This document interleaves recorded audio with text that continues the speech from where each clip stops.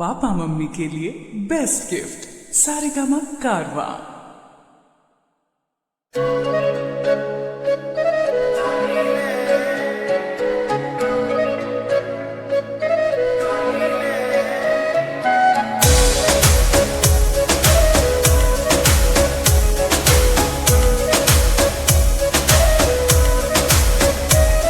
Propose करते हो रोज करते हो घर बसाने के लिए, तेरे जैसे दीवाने डालते दाने मुझे फंसाने के लिए।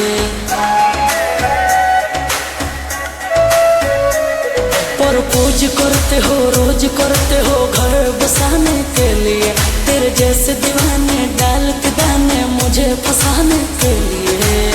कितनों को बाबू ठुकराया, पास पास या खास खास हो जा जाने जिंदगी भर।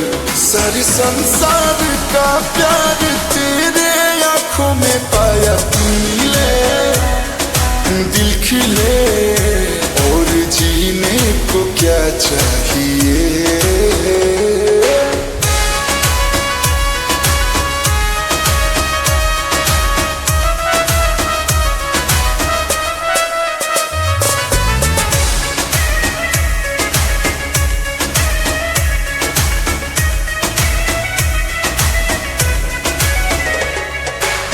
दुहिए गो चांद बनैले भगवान जी, एगो धरती पर बाटे एगो आसमान जी।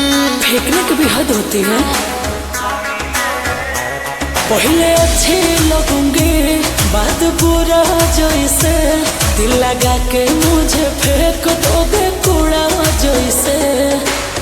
लगते हो आशिक नया नया, जान जान मीठा पान पान जब चले लूटागर। जादू तू कैलू परी जैसन कैसन तो हर बाटे माया मिले दिल खिले और जीने को क्या चाहिए।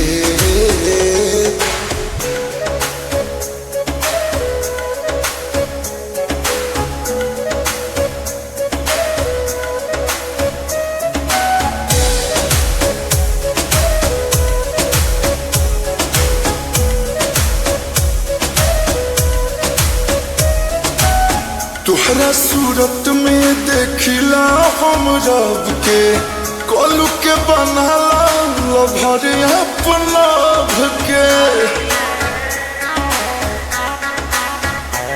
तेरे जैसे लड़कों में इंटरेस्ट नहीं है, सबसे अलग हूँ मैं कॉपी पेस्ट नहीं है। चल हट कहाँ से तू आया, जन चार चार कहीं बार बार दिलवा में दे दो घर। भले आंसू बाप